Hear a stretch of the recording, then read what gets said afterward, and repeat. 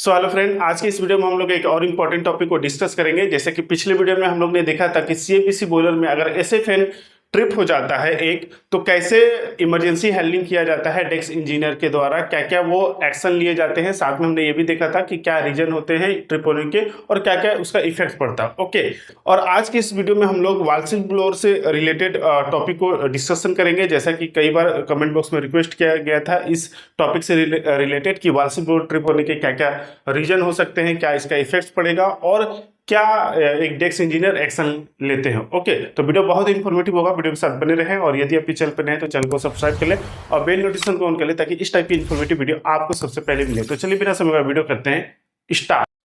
तो वाल्सिल blower trip इन सीएबीसी boiler, इस वाल्सिल blower को शॉर्ट में WSB भी कहा जाता है, या कई बार आप बॉयलर में इसको आप अनदर नाम से भी जानेंगे, जैसे लूप सील ब्लोअर भी कहा जाता है, या कहीं कहीं पे सिंपली इसको रूट ब्लोअर भी कहा जाता है। ओके, और ये आपको जो देखने को मिलेगा वो सीएबीसी बॉयलर में, और जो हॉट साइक्लोन वाले सीएबीसी बॉयलर है उसमें आपको देखने को मिलेगा। ओके, तो यहाँ पर हम लोग जो बात करेंगे कि जैसे कि जो सीएबीसी बॉयलर जैसे नॉर्मल ऑपरेशन होता है, तो उस कंडीशन में दो वाल्सिल ब्लोअर जो होते हैं वो अवेलेबल होते हैं। उसमें से एक रनिंग कंडीशन में होता है, ओके, और दूसरा जो होता है वो ऑटो मोड में रखा जाता है, इन केस अगर वो पहला में कुछ प्रॉब्लम आ जाए तो दूसरा हमारा अवेलेबल हो सके। ओके, तो इस वीडियो में हम लोग उसी के बारे में देखने वाले हैं कि ये वाल्सिल ब्लोअर अगर एक ट्रिप हो जाता है तो डेस्क इंजीनियर जो होते हैं वो क्या क्या एक्शन लेंगे ताकि हमारा बॉयलर जो है वो लाइव रहे। ओके, तो उससे पहले हम लोग बात करेंगे रीजन के बारे में कि ये जो वाल्सिल ब्लोअर है वो किन किन कारणों से, जो कॉमन कारण है उनके वजह से ट्रिप हो सकता है।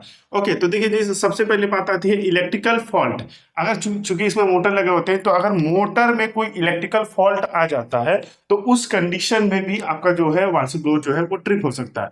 दूसरा है मैकेनिकल फेलियर में, जैसे आपका कोई बियरिंग डैमेज हो जाए, ठीक है, आपका रूट में कुछ प्रॉब्लम आ जाए, जो रूट ब्लोअर होते हैं, ठीक है, उसमें अगर कुछ प्रॉब्लम हो जाए, बेल्ट में इशू आ सकते हैं, ठीक है, बेल्ट अगर फट जाए तो उस केस में भी आपका जो ये वाल्सिल ब्लोअर जो है उसमें ट्रिप होने का खतरा रहता है। ओके, नेक्स्ट है air discharge pressure low. Okay, जो वाल्सिल ब्लोअर जो होता है वो क्या होता है, हाई प्रेशर जो होता है वो एयर सप्लाई करता है, ठीक है, बॉयलर के जो रिटर्न लेग होते हैं, ठीक है, इसका जो टैपिंग दिया रहता है वो बॉयलर के रिटर्न लेग में दिया रहता है, जहां पर वो साइक्लोन से जो अनबंट वाले मटेरियल कॉम्पैक्ट सेपरेटर से होते हुए रिटर्न लेग में आते हैं, और रिटर्न लेग में यही एयर को सप्लाई किया जाता है, और वहां पे फ्लूइडाइजेशन होता है, और फ्लूइडाइज होकर वो मटेरियल जो होते हैं वो फिर से फर्नेस में जाते हैं और वो जलता है, और यही साइकिल कंटिन्यू चलता है। ओके, तो इस एयर को एक हाई प्रेशर में भेजा जाता है। लगभग जो प्रेशर की बात करें तो 4000 से लेके 4500 MMWC जो होता है वो इसका प्रेशर होता है। ओके, तो अगर किसी कारण से इस ये प्रेशर जो होता है वो लो हो जाता है,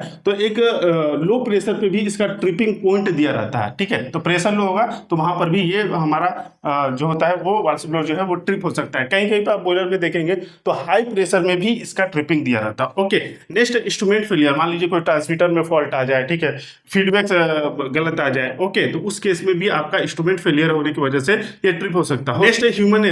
तो फील्ड में जैसे कोई ऑपरेटर है, ठीक है, अगर कोई मान लीजिए कुछ काम चल रहा है, दूसरे फैन में काम चल रहा है और आपका पहला जो फैन है वो चल रहा है, और उसी दौरान वहां पर कोई गया, गलती से कोई हाथ वगैरह लग गया इमरजेंसी पुश बटन में, तो उस केस में भी आपका ह्यूमन एरर की वजह से वो ट्रिप हो सकता है। साथ में मान लीजिए जो डीसीएस इंजीनियर है, अगर इसमें लोड बढ़ाना है, कहीं पर ये VFD टाइप के होते हैं, तो VFD में मान लीजिए अगर सडन लोड बढ़ाया जाए तो हाई करंट में भी वो ट्रिप हो सकता है। ओके, तो ये कुछ ह्यूमन एरर की वजह से भी ट्रिप हो सकते हैं, बाकी ये कॉमन रीजन हो गए इसके ट्रिप होने का। अब ये अगर ट्रिप होता है तो क्या क्या इसके इफेक्ट पड़ेंगे, तो देखिए वाल्सिल ब्लोअर जो दिया रहता है वो दिया क्यों रहता है। ओके, तो चूंकि हमारा सीएबीसी बॉयलर में जैसे आप जानते हैं कि साइक्लोन होता है ताकि जो अनबंट जो है वो रिसर्कुलेट होता रहे। ओके, हॉट साइक्लोन की यहाँ पे बात हो रही है। ओके, तो हॉट साइक्लोन में जो अनबंट होते हैं वो आपके साइक्लोन होते हुए कॉम्पैक्ट सेपरेटर से आपके रिटर्न लेग में आते हैं, और रिटर्न लेग में यही एयर को सप्लाई किया जाता है ताकि वो फ्लूइडाइज होकर फिर से फर्नेस में जा सके,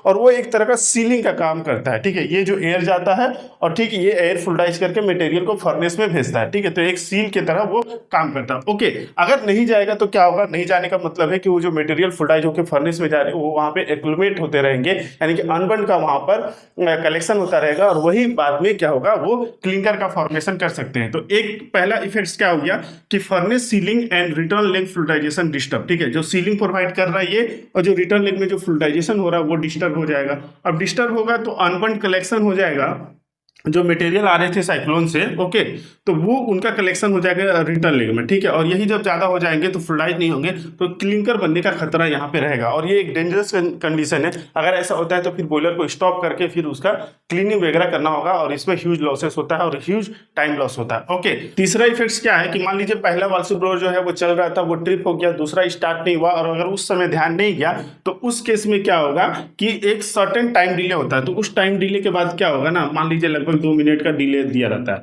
तो 2 मिनट का जगह डिले होगा और उस समय ध्यान नहीं गया, किसी दूसरे काम में डेस्क इंजीनियर व्यस्त है और वो ध्यान वहां पे नहीं गया, तो क्या होगा कि आपका पूरा बॉयलर जो है वो ट्रिप हो सकता है। ओके, जो ये वाल्व ब्लोअर होते हैं वो एसएफएन और पीएफएन से इंटरलॉक होते हैं, यानी कि वाल्व ब्लोअर जैसे ही बंद होगा वो आपका पीएफएन भी बंद हो जाएगा, एसएफएन भी बंद हो जाएगा, और ये सभी ड्राइव अगर बंद होगा तो बॉयलर को बचाना काफी मुश्किल हो जाता है। वो जाहिर सी बात है वो ड्राफ्ट में, नेगेटिव ड्राफ्ट में वो निकल जाएगा। ओके, तो उस केस में आपका एक ह्यूज लॉसेस हो सकता है। ओके, तो ये इसके एक इफेक्ट्स पड़ते हैं। ओके, अब मान लीजिए कि क्या क्या एक्शन लिया जाता है जो डेस्क इंजीनियर जो सीएबीसी बॉयलर चला रहे हैं। तो जैसे ही आपका ये किसी कारण से वाल्व ब्लोअर अगर ट्रिप होता है तो जो हमारा सेकेंड वाल्व ब्लोअर है, ठीक है, जैसे मान लीजिए ये एक हो गया, ये एक हो गया, ठीक है, तो कॉमन एड्रेस से मिले रहते हैं। ओके, तो मान लीजिए ये 1 नंबर चल रहा है, ओके, और ये ट्रिप हो गया, तो ये दूसरा वाला क्या रहता है, ऑटो मोड में रहता है। ये ऑटो में तुरंत स्टार्ट होकर तुरंत अपना प्रेशर जो है वो मेंटेन करेगा, ठीक है।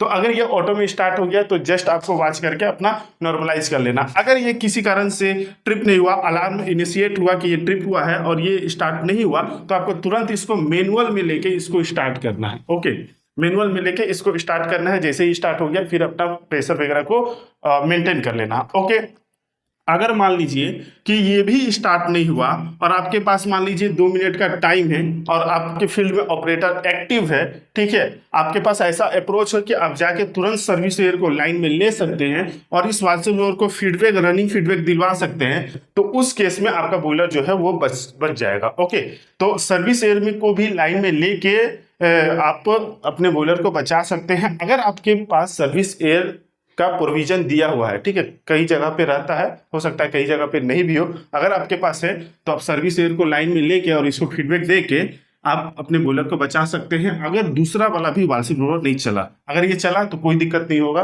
आप आराम से बचा लेंगे। ओके, अब तीसरा क्या होगा, मान लीजिए कि जो वाल्व ब्लोअर ट्रिप हुआ था तो उसको स्टार्ट करना है। अगर उसमें कोई इशू नहीं है, ऑपरेटर वगैरह से चेक करा लेना है, कंसर्न डिपार्टमेंट से क्लियरेंस ले लेना है, ठीक है। अब लगता है कि वहां पे कोई दिक्कत नहीं है तो उसको स्टार्ट करके अपना नॉर्मलाइज कर लेना। अगर वहीं पे कोई इशू है तो उसको आइसोलेट करके वर्क के लिए दे देना है और जैसे ही वर्क कंप्लीट हो जाता है, ठीक है, उसके बाद उसको स्टार्ट करके दूसरा वाला को फिर बंद करके ऑटो में रख के अपना बॉयलर को नॉर्मलाइज कर लेना है, ठीक है, और नॉर्मल जो लोड आपका चल रहा था वो चलाना है। तो इस तरह से एक डीसीएस इंजीनियर जो होता है वो वाल्व ब्लोअर ट्रिप होने के समय एक्शन लेते होंगे। ओके, बाकी आप अपने बॉयलर में वाल्व ब्लोअर को किस नाम से जानते हैं, ठीक है, और वाल्व ब्लोअर ट्रिप होता है तो क्या एक्शन लेते हैं या क्या प्रोविजन आपके पास दिया गया है, कमेंट बॉक्स में जरूर बताइएगा। ओके, वीडियो इन्फॉर्मेटिव लगा तो प्लीज वीडियो को लाइक जरूर करें और ऐसे इन्फॉर्मेटिव वीडियो के लिए चैनल को सब्सक्राइब कर लें। मिलेंगे नेक्स्ट वीडियो में, तब तक के लिए जय हिंद।